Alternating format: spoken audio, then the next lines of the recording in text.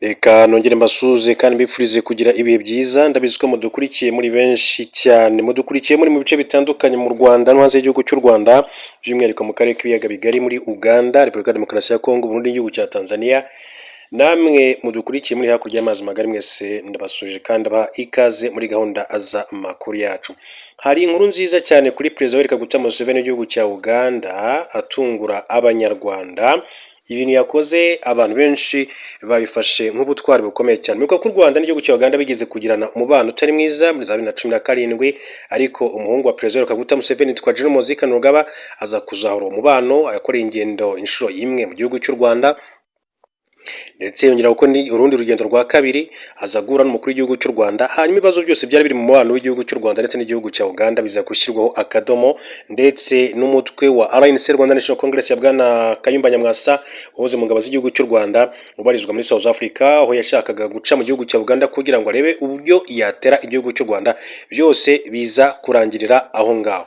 Iyo nkuru ngiye kwigarukaho, ariko reka mbanze mbabwire andi makuru mu buryo bw'incamake agezweho muri aka kanya, tubone kuza kugaruka kuri iyo nkuru.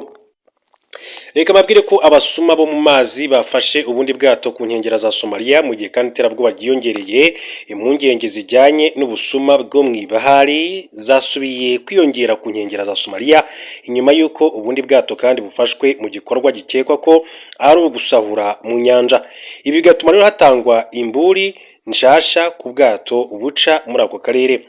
Ikigo cy'Ubwongereza kijejwe ubudandaji bwo mu mazi cyitwa UKMTO kivuga ko abantu batabifitiye uruhushya binjiye mu bwato bw'imizigo ku munsi wa Mungu babusubiza mu mazi ya Somalia, nko mu birometero bigera kuri 6 uvuye i Garakad. Ico kigo cadugije igitigiri c'iterabwoba cyo mu mazi gushika kuri kinini, gisaba ubwato rero kugendera amazi kwiyubara cyane. Ico gitero ni kimwe rero mu rukurikirane rw'ibitero vyabaye mu ndwi iheze. Imiburiburi ubwato bune harimwo ubwato bw'abarovyi hamwe n'ubwato bw'ibitoro bwaratewe. Ubwo bwato kandi Honor 25 butwaye abakozi 17 nabwo bwafashwe mu nyuma buhagarara hafi nkengera za Somalia, nk'uko bivugwa n'abajejwe umutekano.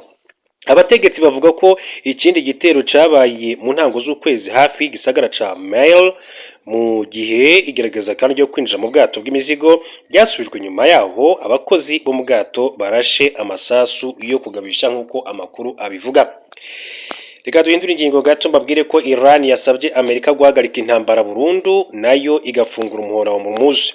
Ikinyamakuru cyitwa Axios cyo muri Amerika cyatangaje ko Iran yahaye icyifuzo gishya Amerika cy'uko mu gihe intambara yarangira burundu n'ibiganiro ku ngufu za nucleaire bikigizwayo, nayo yahita ifungura umuhora wa Hormuz. Ibi ni mu gihe ka Donald Trump yakomeje kandi gusubiramo ko ikibazo cy'ingufu za nucleaire za Iran aricyo cy'ingenzi cyane mu biganiro. Amerika ivuga ko itazigera yemerera Iran gutuma intwaro kirimbuzi, ko ariyo rero impamvu yagabye ibitero byo gusenya ubutegetsi n'ibikorwa remezo by'izo ngufu. Mu kwihimura, Iran yafunze umuhora wa Hormuz, ibyateye ihungabana ry'ubucuruzi bw'ibitoro ku isi, kuko iyo nzira icamo ibigera kuri 20% n'ibigurishwa ku isi. Ingaruka ubu zirimo kugera hirya no hino ku isi. Trump ari ku gitutu cy'amahanga ngo arangize intambara na Iran, igitutu gikomeye cyane ku buryo gufungura umuhora wa Hormuz ariyo ngingo y'ingenzi mu biganiro hagati ya Tehran ndetse na Washington. Hagati abinyamakuru muri Iran bisubiramo abategetsi bavuga ko Iran yasabye Amerika guhagarika intambara burundu. Ubwo busabe burimo kandi ndetse no guhagarika intambara muri Liban.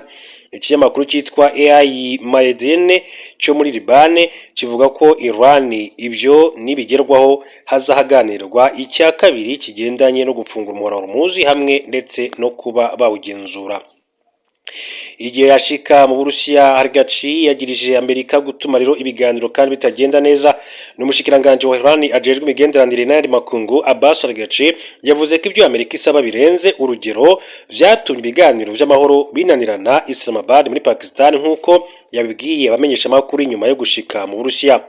Ashitse i St. Petersburg, Hargachi yavuze ko agiye kuganira n'abafatabikorwa b'Uburusiya ku bijyanye n'intambara iri mu burasirazuba bwo hagati, nk'uko abivugiye mu kiganiro cyakozwe mu rurimi rw'igiperisi kigasubizwa mu ku rurimi ku rubuga rwiwe rwa Telegram.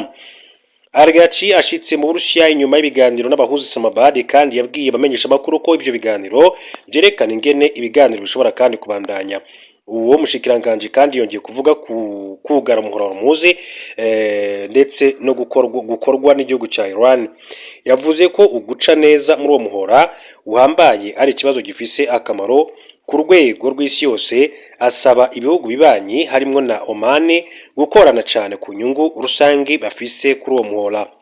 Aragaci yerekanye ko hari ibintu byinshi Iran na Oman bahurizaho, yongeraho ko bemeranyije gukomeza kandi ibiganiro ku bijyanye n'uwo muhora hagati y'ivyo bihugu byombi, nk'uko amakuru yakomeje kugenda abigarukaho. Reka rero tujye mu gihugu cya Uganda mbabwira amakuru ahaturuka. Ni inkuru yanejeje abanyarwanda bitewe n'uko igihugu cy'u Burundi kimaze iminsi gishotora igihugu cy'u Rwanda, ariko witwa Perezida Yoweri Kaguta Museveni yagize gucyamagara Perezida Evariste Ndayishimiye amubwira ko ibyo ashaka gukina nabyo ari ugukina n'umuriro. Ni kimwe n'ibyavuzwe na Dr William Samoei Ruto, ni perezida w'igihugu cya Kenya. Perezida Evariste Ndayishimiye w'u Burundi biravuga ko aherutse guhamagarwa na perezida b'ibihugu bibiri byo mu karere bakamuburira ku mugambi wo gutera u Rwanda amaze igihe afite. Ni nyuma y'andi makuru amaze iminsi avuga ko Burundi bwaba bumaze kandi igihe buhabwa n'Ububirigi intwaro n'ibindi bikoresho bya gisirikare byo kwifashisha muri uyu mugambi mu rwego rwo gukuraho ubutegetsi buyobowe na Perezida Paul Kagame mu Rwanda. Uyu mugambi rero kandi unavugwamo n'ibindi bihugu birimo Repubulika ya Demokarasi ya Kongo, Angola, Afurika y'Epfo, Tanzania ndetse n'umutwe w'abajenosideri wa FDLR. Amakuru yize wagera ku kimakuru bwiza yahawe n'abantu bazi cyangwa se begereye iki kibazo avuga ko ba Perezida Yoweri Kaguta Museveni wa Uganda na William Samoei Ruto wa Kenya baheruka guhamagara Ndayishimiye bakamusaba kwitondera uriya mugambi. Bivuga ko Perezida Yoweri Kaguta Museveni yaburiye Ndayishimiye ko abari kumukoresha ngo azatere u Rwanda bamushuka ndetse ko bizarangira yicujije. Ngo yamuburiye kandi ko niba ashaka ko ubutegetsi bwe burangira nabi yatera igihugu cy'u Rwanda. Dr William Samoei Ruto yaganirije kandi Perezida Evariste Ndayishimiye mu minsi ishize, mu gihe Museveni bivugwa ko yamuhamagaye mbere y'uruzinduko aheruka kugirira i Ouagadougou muri Burkina Faso. Amakuru akomeza kandi avuga ko yaramweruriye ko atazi u Rwanda ndetse ko mu minsi igera kuri 3 gusa aruteye intambara yaba irimo kubera i Bujumbura, we arimo guhungira muri Tanzania. Ngo yanabwiwe ko niba azi ukuntu abarwanyi ba M23 bakomeye, ingabo z'u Rwanda zikomeye nkabo inshuro 100. Perezida Museveni we ngo yihanangirije mugenzi we w'u Burundi amumenyesha ko akarere kadakeneye izindi ntambara. Perezida Evariste Ndayishimiye akaba rero ateganya kandi gutera u Rwanda mu gihe yashize igihe kirekire umubano hagati ya Gitega na Kigali utameze neza. Ibibazo bya politike byadutse mu Burundi kubera manda ya gatatu ya Perezida Pierre Nkurunziza byagize ingaruka mbi cyane ku mubano mwiza wari usanzwe hagati y'ibihugu byombi. Kuva muri Mata 2015 u Rwanda rwakiriye impunzi zirenga 70,000 z'abarundi. Muri izi mpunzi harimo abanyapolitike barwanyije kandi manda ya gatatu ya Perezida Nkurunziza birangira kandi bagiye mu buhungiro.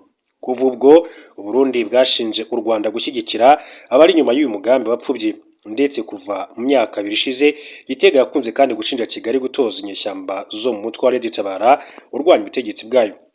Nibirego u Rwanda rwakunze gutera utwatsi rushimangira ko nta nyungu rufite mu bibazo by'u Burundi.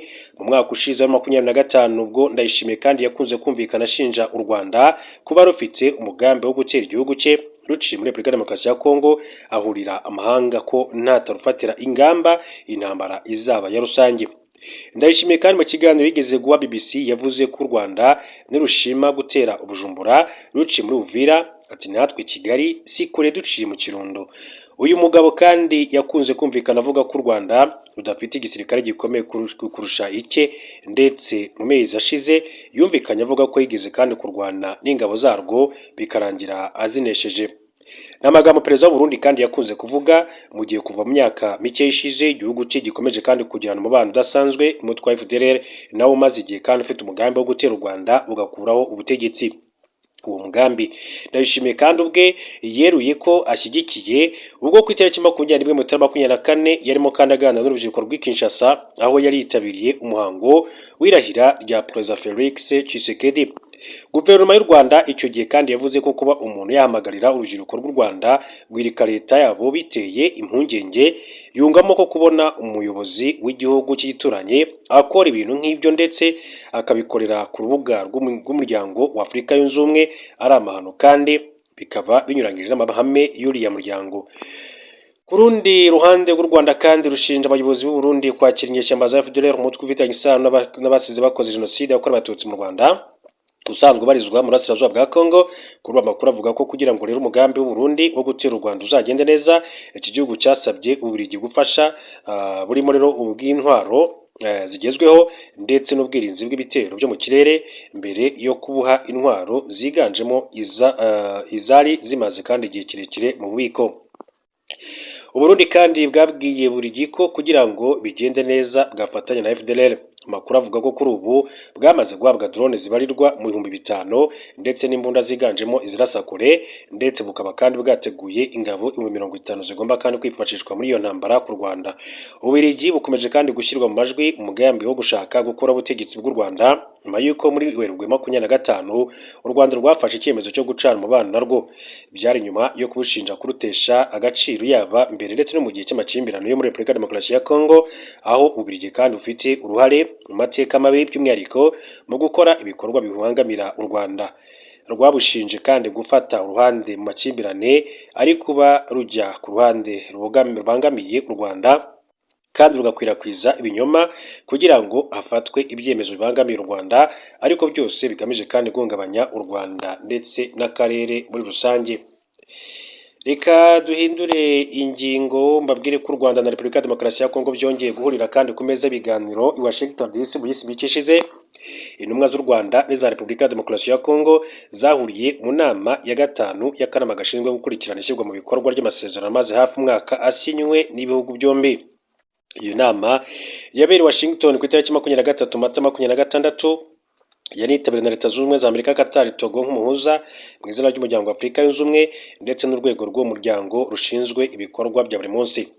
Itangazo rihuriweho kandi ryasohowe n'impande zitabiriye inama rivuga ko yasize habaye ishimangira gukomeza inzira y'amahoro ndetse no kugabanya umwuka mubi hagati y'impande zombi. Rivuga ko abitabiriye inama kandi baganiriye ku ntambwe imaze guterwa kuva mu nama ziheruka zabaye muri 2026, aho impande zombi kandi zatanze raporo ku bikorwa byakozwe mu kugabanya ubushyamirane mu kuzamura umutekano ku butaka. Rikomeza rigira ati impande zombi zagaragaje ubushake bwo gukomeza gushyira mu bikorwa amasezerano ndetse no kugabanya umwuka mubi hagati yazo hagamijwe amahoro arambye. Qatar iri mu bihugu bifasha mu biganiro yatanze amakuru ku mishyikirano iri gukorwa hagati ya Repubulika Demokarasi ya Kongo n'umutwe w'amamako ya gatatu. Abagize akanama gashinzwe gukurikirana ishyirwa mu bikorwa ry'amasezerano Washington bashima umuhate, banashimira Ubusuwisi bwakira ibiganiro biheruka. Aba bagaragaje ko ibiganiro bya Doha bifite uruhare rukomeye cyane mu guteza imbere ishyirwa mu bikorwa ry'amasezerano y'amahoro muri rusange. Abitabiriye inama y'i Washington kandi bongeye gushimangira ko bagomba gukomeza uwo murongo bubakira ku byagezweho kugira ngo amahoro arambye agerweho mu burasirazuba bwa Congo no mu karere k'ibiyaga bigari. Leta ya RDC n'u Rwanda zashimiye abafatanyabikorwa barimo Amerika, Qatar, umuryango wa Afurika yunze ubumwe na Togo ku ruhare rwabo mu guteza imbere amahoro n'umutekano muri aka karere. Inama ya gatanu y'u Rwanda na Repubulika Demokarasi ya Kongo yabaye kandi mu gihe ibiganiro bikomeje hagati y'impande zitandukanye, aho impande zirebwa n'ikibazo zigaragaza icyizere ko inzira y'amahoro ishobora gutanga umusaruro urambye mu gihe izakomeza kandi gushyigikirwa. Amasezerano y'amahoro hagati ya Repubulika Demokarasi ya Kongo n'u Rwanda yasinywe ku itariki 27 Kamena 2025 Washington DC. Nubwo hari intambwe imaze guterwa mu ishyirwa mu bikorwa ry'amasezerano y'amahoro, haracyagaragara ibitaragerwaho by'ingenzi bikomeje kandi gutinza umusaruro wuzuye w'iyo gahunda. Birimo ikibazo cyo gusenya burundu umutwe w'abajenoside wa FDLR ukorana bya hafi na leta ya Repubulika Demokarasi ya Kongo. U Rwanda rwakomeje kandi kugaragaza ko izo nyeshyamba ziteje ikibazo gikomeye cyane ku mutekano warwo, bityo ko gukuraho ingamba zarwo z'ubwirinzi nk'uko bisabwa n'amasezerano Washington bidashoboka mu gihe uriya mutwe utarasenywa kugeza magingo angahe. Akaba rero u Rwanda rukomeza kugenda rubigaragaza. Reka turi bamwe n'andi makuru atandukanye akomeje kugenda avuga ko muri uyu mwaka nibura kizinjiza mu ngabo z'inkeragutabara abasivili barenga 100,000. Abo basivili bazafasha abasirikare guhangana n'abarwanyi b'umutwe w'iterabwoba b'abajihadiste. Wa gatandatu tariki 25 Mata 2026 nibwo General Celestin Simpore yavuze ko abaturage bafite imyaka y'ubukure bazahabwa imyitozo ya gisirikare ku buryo bajya bifashishwa mu gihe bakenewe. rw'abasivili imyitozo ya gisirikare ni umwanzuro wafashwe n'inama y'abaminisitiri mu rwego rwo gukomeza kandi kubakira ubushobozi gisirikare, gushyiraho inkeragutabara ndetse no kwimakaza gahunda yo kurinda ubusugire bw'igihugu. Biteganyijwe ko umushinga w'itegeko bikubiyemo kandi uzanyuzwa imbere y'inteko ishinga amategeko kugira ngo wemezwe. Ingabo za Burkina Faso ziyobowe na Captain Ibrahim Traoré kuva muri 2022 ziracyagowe no gutsinsura abajihadiste bashamikiye ku mitwe y'iterabwoba nka Al-Qaeda ndetse na Islamic State. Mbere gato yuko tujya kuri itangazo riturutse muri Presidence ya Repubulika ya Demokarasi ya Congo, reka mbanze mbabwire ko mu bijyanye n'ingaruka intambara mu burasirazuba hagati ikomeje kugenda igira hirya no hino ku isi. Ubu ngubu biravuga yuko akagunguru k'ibikomoka kuri peteroli kageze ku madolari 106.3. Ibiciro by'ibikomoka kuri peteroli byazamutseho 1% kubera ibiganiro Amerika na Iran byasubitswe, ndetse ubwato bukomeza kandi kudatambuka mu nzira Hormuz. Akagunguru k'ibikomoka kuri peteroli kadatunganyije cyangwa se icyo twakwita mu rw'icyongereza Brent crude kazamutseho 1.3% kagera ku madolari y'Amerika 106.3. Icyizere cyo kugaruka kandi kw'amahoro mu burasirazuba bwo hagati cyayoyotse ubwo Trump yasubikaga urugendo n'itsinda ry'abayobozi b'Amerika bagombaga kujya muri Pakistan mu biganiro na Iran. Hagati aho ngaho ariko minisitiri w'ububanyi n'amahanga wa Iran Abbas Araghchi yagiye muri Pakistan, ariko intumwa yihariye ya bwana Trump Steve Witkoff ndetse na Jared Kushner usanzwe ari umukwe wa Trump bagombaga kandi kuganira ntibahageze kuko perezida wa Amerika yari amaze gusubika urwo rugendo. Iran yafunze inzira Hormuz cyangwa se Detroit d'Hormuz, Amerika nayo ifunga ibyambu bya Iran ku buryo inzira inyuramo umugabo igasiba undi. Imibare ya Kepler igaragaza ko ku cyumweru tariki 26 Mata muri Hormuz hanyuze ubwato bumwe bwikora ibikomoka kuri peteroli. Mu Rwanda ibiciro kuva ku itariki ya 17 Mata 2026 igiciro cya lisansi mu Rwanda cyarazamutse kigera ku mafaranga y'amanyarwanda 2938 kuri litiro, naho mazutu ikomeza kuguma ku mafaranga 2205 kuri litiro. Reka rero tujye muri Repubulika Iharanira Demokarasi ya Kongo, mbabwire amakuru aturuka muri iki gihugu gituranye cya Repubulika Iharanira Demokarasi ya Kongo. Hari amakuru avuga yuko muri Repubulika Demokarasi ya Kongo urwego rushinzwe ubucukuzi bw'amabuye y'agaciro muri Repubulika Demokarasi ya Kongo uyu munsi ruratangiza umutwe witwara gisirikare wo kurinda ibirombe, kubahiriza amategeko abigenga ndetse no gukurikirana neza amabuye y'agaciro abivamo. Raphael Kabengere ukuriye ikigo gishinzwe mine yavuze ko uwo mutwe ari igitekerezo cya Perezida Felix Tshisekedi mu ntego ze zo kuvugurura urwego rwo kurwanya imicungire mibi y'amabuye y'agaciro. Icyiciro cya mbere cy'uwo mutwe usa n'uwa gisirikare kizaba kandi kigizwe n'abantu bari hagati y'2500 mu bitatu biteganyijwe ko buzatangira kandi gukora mu Kuboza 2026 nyuma yo gutozwa. Repubulika Demokarasi ya Kongo ni igihugu gikize cyane ku mutungo kamere, ariko cyaranzwe n'ibibazo bikomeye cyane mu kubyaza inyungu igarukira abatuye iki gihugu. Kugera muri 2028 biteganyijwe ko abantu 20 bakora muri uriya mutwe bazaboherejwe gucunga ibirombe bigera kuri 22 abatandukanye muri Repubulika Demokarasi ya Kongo. Bimwe mu birombe by'iki gihugu kandi nka Rubaya, kimwe mu binini cyane ku isi bikurwamo coltan, muri iki gihe biri mu gace kagenzurwa n'umutwe wa FC23.